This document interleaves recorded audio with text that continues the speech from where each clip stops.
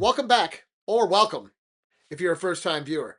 We usually talk about wrestling, paranormal stories, or shoes. And if that's something that you're into, hit subscribe and let's get into it. All right, well, as we're all aware, this past weekend was WrestleMania, part one and part two. I left the shows very disappointed because I feel like, first of all, everything was rushed. The storylines were really like stupid how they ended them. It just didn't make sense.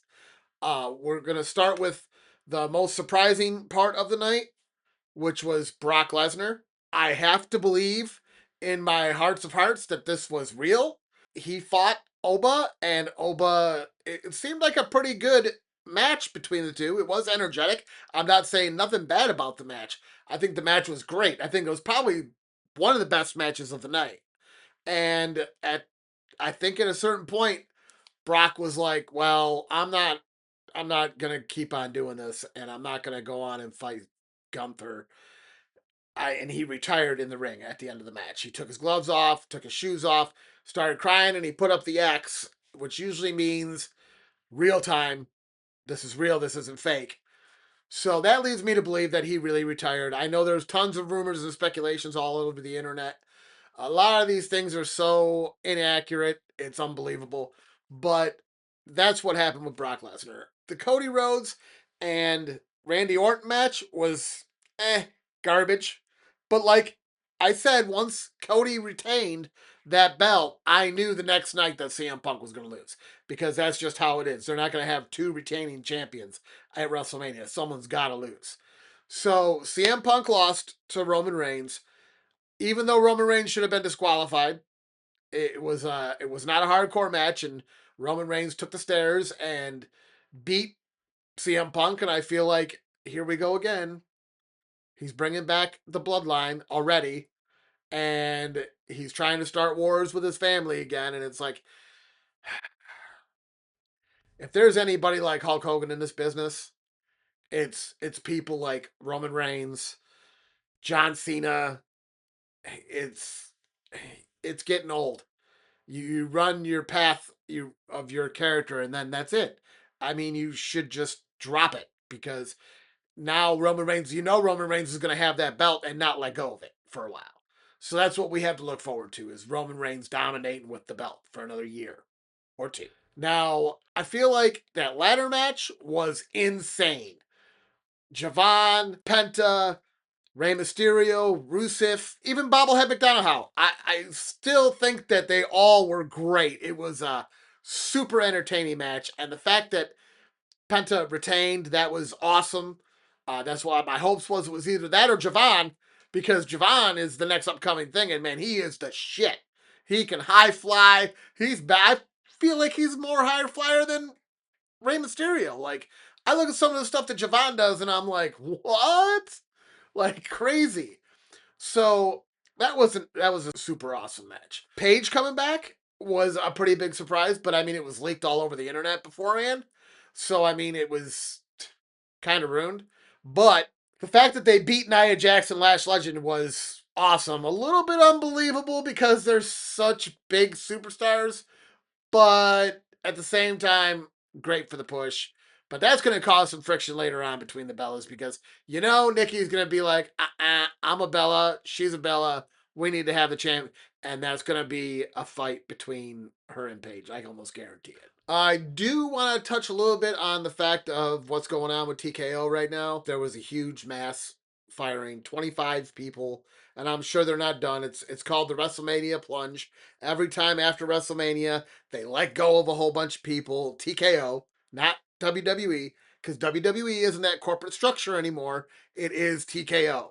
So all these people that got let go were released from TKO by a text message. I mean, how childish is that? That's like breaking up with someone through a text message. You really can't have the courage to say something to them. And the people that they let go, I feel like they were working on stories. Wyatt Six, that is totally done. I hope they go to AEW or TNA. That would be hilarious to take that storyline somewhere else. People that they fired, just there was no rhyme or reason to it. It's just after WrestleMania. They let go of people all the time, TKO, for the past 4 or 5 years. I don't know why they do it, but and mostly it's people that have been let go and rehired, except for a couple. And I just feel like when you take that kind of stance and you fire that many people via text message, it just doesn't look good for the company. Seth Rollins doing that interview where the guy totally disrespected the sport, totally disrespected him, acted like it's not a sport, acted like Seth Rollins isn't an athlete. And I mean, at the end of the day, guys, whether it's the Usos, whether it's Roman Reigns, whoever it is I talk bad about or I don't agree with their direction, it does not mean that they are not athletes. I am not bad mouthing what they do. I'm bad mouthing their character or their storyline because these guys do some crazy stuff. And it is takes athleticism. Javon, end of story. That guy can jump on the corner and walk the rope and do a triple dog flip and land on somebody, and you're like, what? It takes work. It's not just, oh, here, let me go in the ring and act. Acting is a small part of what they do. And I feel like lately everybody is dramatizing and making fun of that fact that it's just sports entertainment. And I think that has a lot to do with TKO and how they represent what they're putting out. It's you put these people in interviews with rappers, and like I've said this before, rappers, YouTubers, they don't need to be in the business. They don't need to be involved in the matches. They don't need to be getting beat up. They don't need to be talking smack. They need to really know their role and stay where they're at. Okay? We don't want to see Angelina Jolie doing a backflip on a wrestler. We don't want to see Brad Pitt doing something stupid. Okay? So this is the problem. And this is why Seth Rollins had that disagreement with that newscaster. And then we have Jey Uso, who got in a fight with that rapper because he was just dogging him. All jokes aside, these guys are entertainers, but that does not mean that they do not lift 500 pounds and don't work out daily to keep that physique and to keep that muscle going. I also have been seeing a lot of superstars being at hotels. They're being stalked. They're being hounded. I just recently saw a video of Rhea Ripley trying to get to her car, and there was like 18 fans, and they were all men, which is creepy by itself. They all swarmed her, and they were all trying to take selfies with her as she's trying to get in her car. CM Punk getting swarmed and him interfering with that guy that was trying to take a picture of his wife and Bailey hugging. That was an emotional moment for both of them, obviously. And CM Punk and Bailey pushed the guy away too, so it wasn't just on CM Punk. I love how they're pushing this on CM Punk because it wasn't just CM Punk, it was Bailey too. Bailey pushed the guy away too because he was being too much. I feel like people don't understand in the real world. These are real people. They have private lives. They live and drink and eat and sleep the business. So when they're away for 5 minutes, they should have their privacy. TKO, here we go again, does not offer any security, any safe steps for a hotel, any kind of protection anywhere. It is always on their own. So I'm sorry, but I kind of side with them because why would you how would you feel if someone attacked your mother and there was like 20 people around her? You would be upset, or if that was your wife. We're all familiar with America now and how violent some people are. If you swarm someone like that and they can deadlift 500 pounds, you're dumb. You're dumb. Because you're taking that chance of them striking you or pushing you away or whatever. And then what are you going to do? You're going to cry, oh, they pushed me down. Well, what did you do to deserve that? We're back in grade school, people, where we have to ask grown adults, what did you do to deserve that? Do I need to put you in timeout? Like, this is how I feel like the real world is right now. And I feel like everybody needs to give the respect to these people just as if it was Kiss, Nickelback, anybody. They don't get swarmed. They have private hotels. They don't get their information leaked. So I feel like TKO is just trying to dismantle WWE, if you want my honest opinion. They're gutting their employees, and they're just the way they treat everyone. It just isn't smart for business. They run MMA, so how do they run MMA? Way different than they run the WWE. I can guarantee you that. So these are my main concerns. I know that I said I would recap WrestleMania, but WrestleMania really wasn't that entertaining enough for me to go into hours of explanation. I highlighted the good matches, which weren't many, unfortunately, but uh, that's where TKO is at right now. TKO is kind of just stiffening up these storylines for some reason, and I don't understand why. Roman Reigns, I really don't want to see this go on again at all, but obviously they think it's a good direction. As far as WrestleMania goes, it happened, it's over, it was a mess. They ended early, every match was rushed. It just was not impressive enough for me to go on and on and on and on and on and on for hours. My opinions are now more about aftermath and real life now, because now we're starting to see these superstars going in for interviews and people are treating them like jokes. Which, again, I want to have these people challenge Seth Rollins or challenge Jey Uso to a weightlifting competition or an endurance competition or any of that they do, an ice bath competition. I would like to see any of these people that are mocking these stars to do their workouts for a week. They wouldn't be able to do it. Not possible. We know it's scripted, obviously. We have that mini docu series that tells us all about what happens backstage and with the gorilla and the refs and all that. But they're still athletes. Okay? They're still athletes. You can look at every sport and say that they're rigged. To get on the top rope and do a triple backwards flip and land on someone takes skill. To get hit by a chair, Braun Breaker on Raw got hit in the head with a chair. And when Seth hit him, he split the back of his head open. It was so real, he took his jacket off because he didn't want to get blood on it.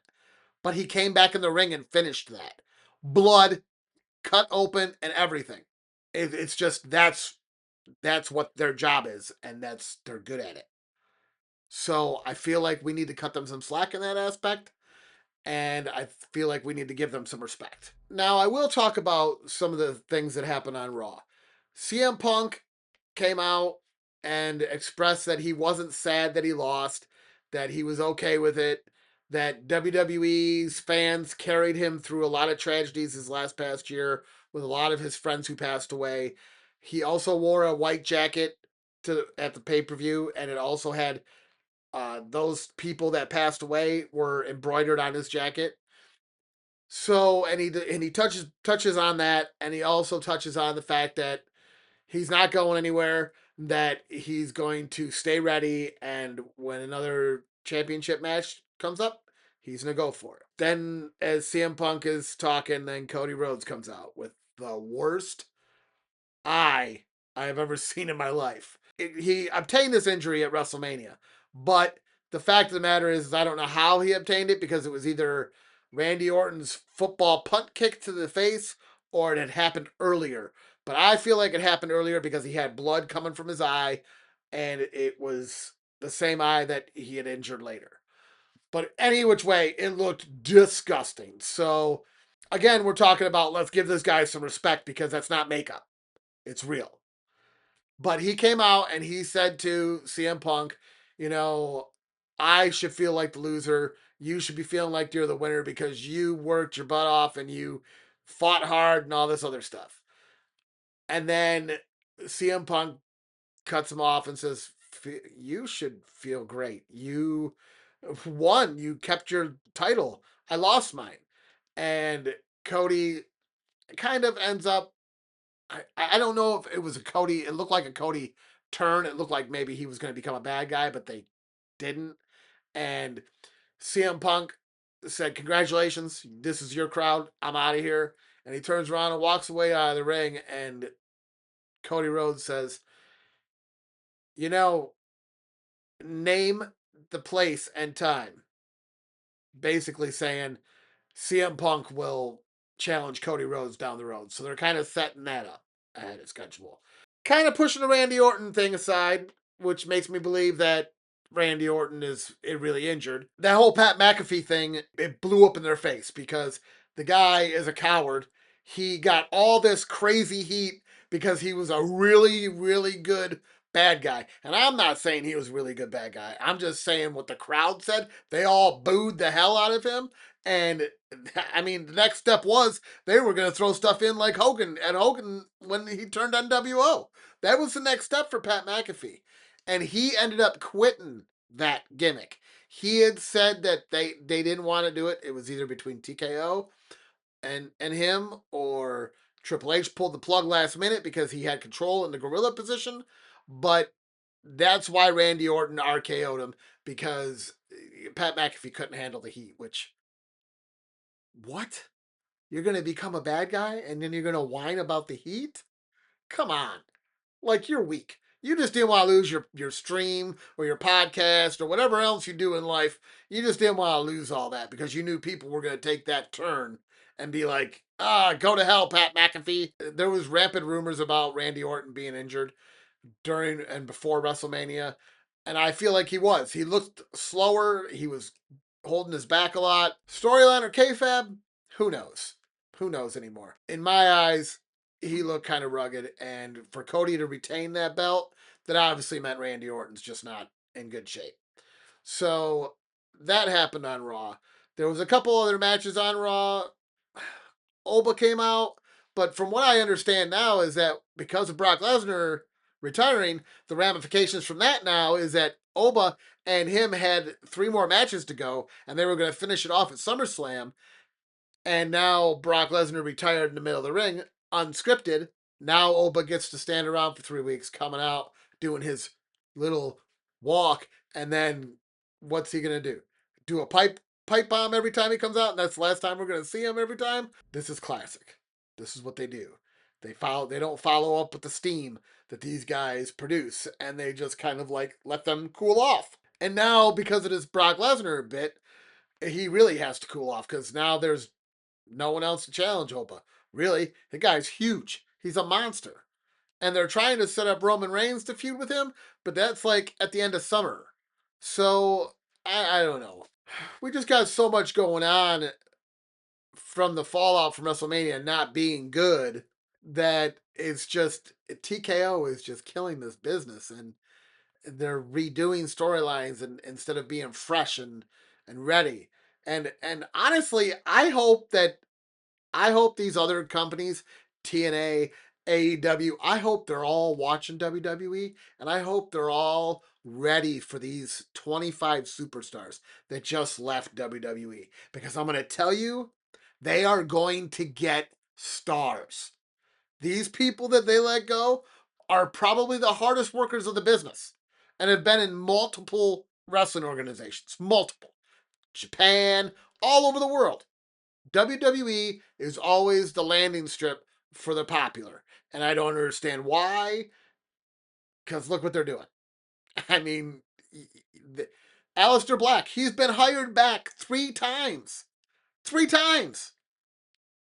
Is it a big surprise that you got fired again? Really?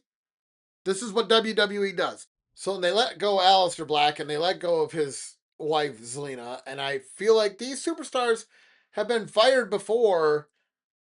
And no, it doesn't make it any better. But you've been fired before. Why would you come back to a company that let you go?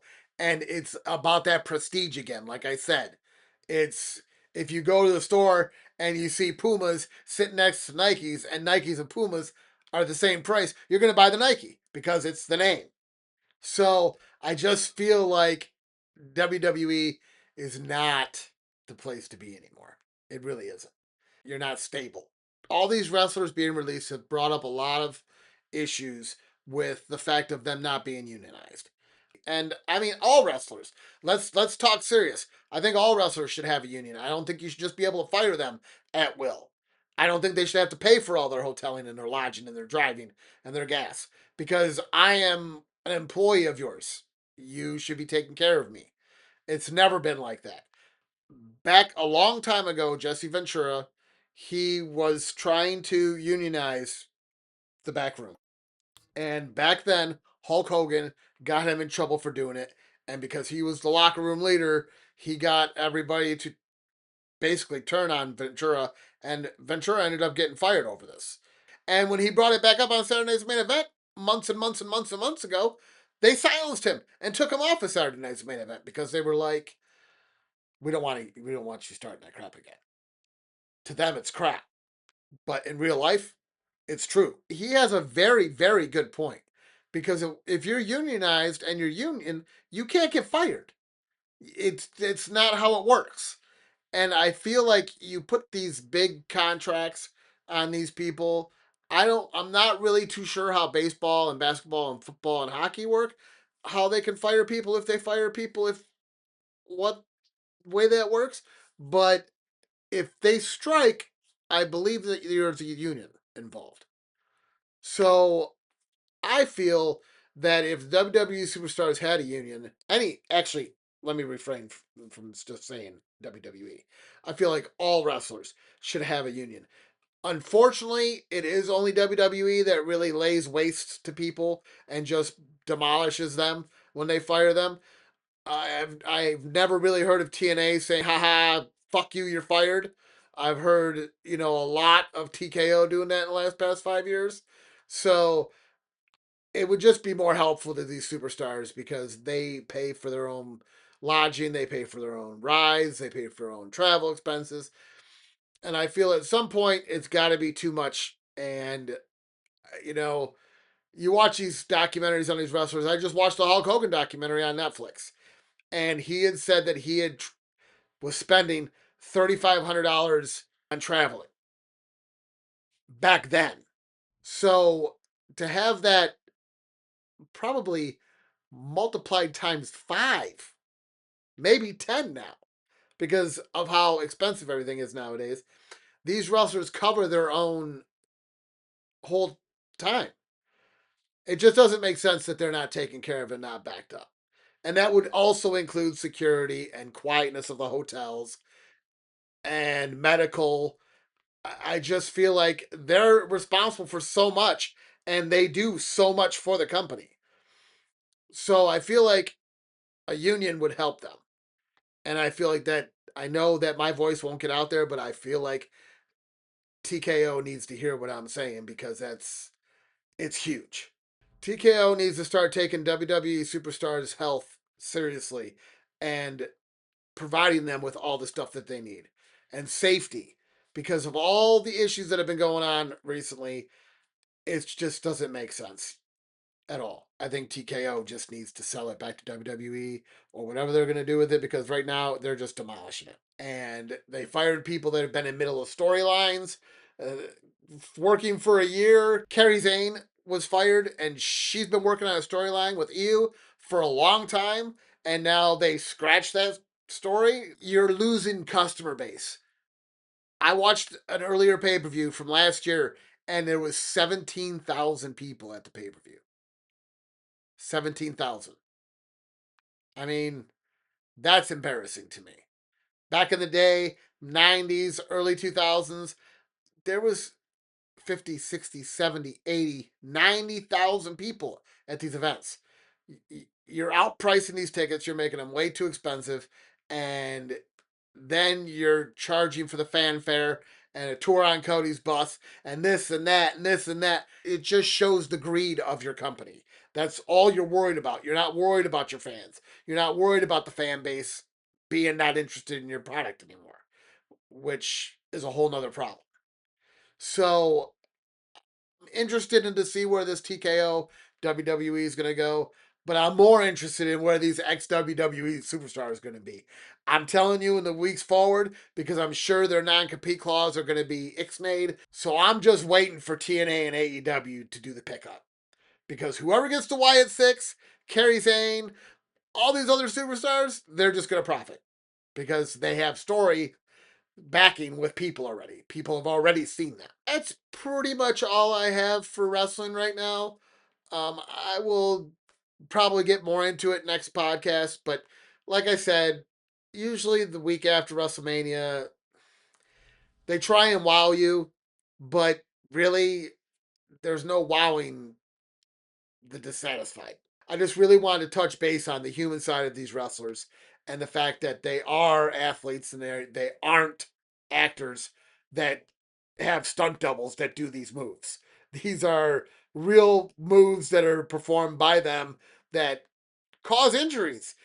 I mean, Seth Rollins was on a podcast and he had a black eye, and they asked him how he got the black eye, and he said because when Braun Breaker did the ramp run and did the spear, he speared him so hard his foot went back in the air and hit Seth in the eye.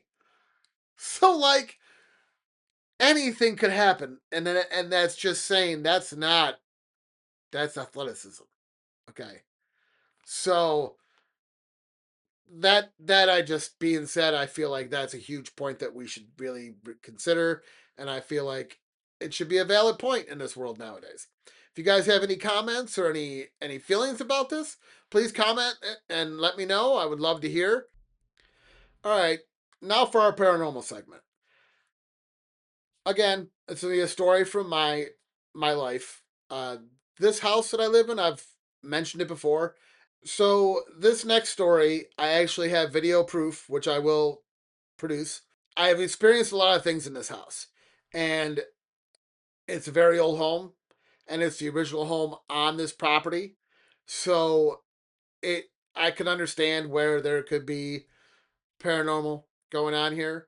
We experience a lot here, and this story is probably one of the weirdest stories I can share with you. Happened about a year or two after I was living here. We had moved in. There was some sightings of some things that were off, but it really didn't start happening until I was here for a year, and I had heard in the morning some noises coming from downstairs. And I really didn't know what it was. I took my phone and I said, I'm going down here and I'm going to go see what's going on because it sounds like there's someone down there. Now, at the time, we had our cats down there and my dogs weren't down there. My dogs were upstairs. So it just didn't make sense to me where the noise would be coming from. My wife always says maybe it was the furnace, maybe it's this, maybe it's that. So I decided to take the camera down there and get some proof.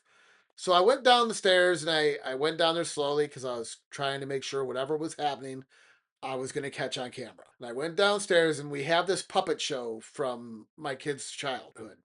And it comes with puppets. We had it in the basement and it was moved into front of this cellar door. It was kind of crooked. And I came down and I was like, I saw it. I realized that it had moved from where it was at. And that already struck me as alert, alert, something's bad's happening here. And I just started walking forward and got closer to it. And the closer I got to it, the more ick feeling I got. The whole area felt heavy. So as I moved closer to the puppet show, there was just a heavy feeling and it just felt creepy. Every time I'm down in the basement, I feel this heaviness and I feel like I'm being watched.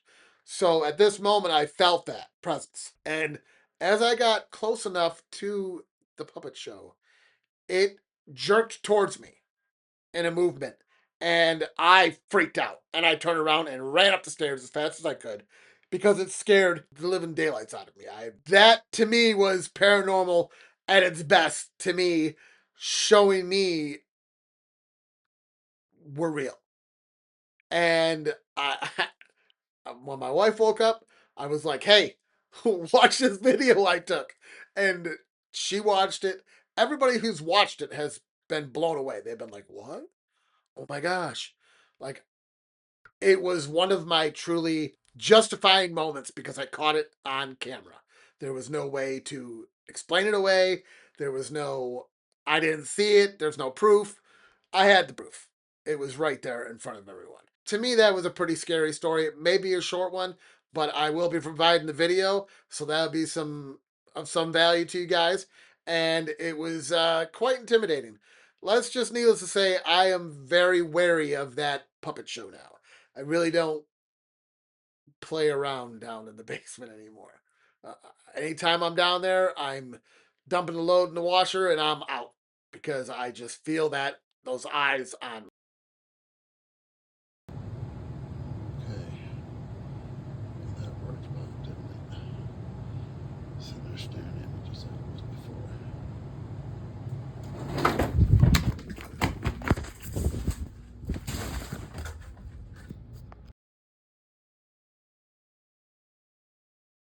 Okay, now we're gonna move on to our shoe segment.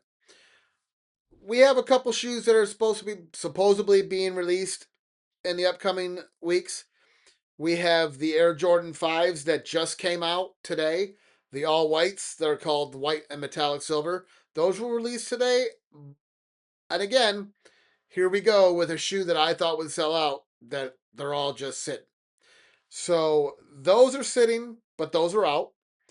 Um, Upcoming for the future, we're looking at on April 30th, we're looking at the women's Air Jordan 3 white and orange peel.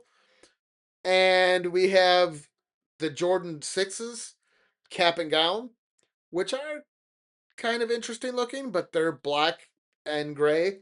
So, yeah, they just release a lot of black and white shoes. It's okay. It's just not an attention grabber. They have a pair of Jordan 1 retro lows coming out in red and black. They're called Band, but that's the list I have for right now. Everything's subject to change, but my advice to everyone is that check all your apps. Whatever shoe store that you like to patronize and you like to go to, check their releases because everybody is different. And sneakers, they only have certain shoes because I think they're connected with Nike. So the fact that they're being connected with Nike, they're only going to really show you the hot Nike version shoes that they're going to be releasing. These other shoe stores, Foot Locker, Dick's, wherever they're at, and whatever they are, they also have shoes that they'll be releasing directly through their stores. So it's a different kind of release than it would be through sneakers. But I'm kind of excited for the cap and gowns. We'll have to see. Uh, as it goes right now, these shoes are just sitting there. I did get the 11 lows, the UNCs, the powder blue white. They're just sitting too, and I'm sad to say I'm not a fan. I've been let down. I don't like how they lace. I don't like how the tongue is. I won't I won't buy them again. It's disappointing. But that is the how way they make the shoe. I wish I would have known that going in, but what are you gonna do? But ironically, those are sitting there too on the shelves. I've noticed that a lot of these Jordans that they're releasing lately, people are just not interested in, and the public is letting them know because they're just sitting there. And Nike is losing a lot of money. Their revenue is going down, and they just did a huge report about how all their sales are down and they're not making as much money as they were last year. And I mean, bring out good shoes, and that'll happen. And don't just release certain shoes or re-release shoes. Like supposedly later in the month of May, they're releasing a pair of black foam posits, and they're black and green. But to my knowledge, these were just released 2 years ago.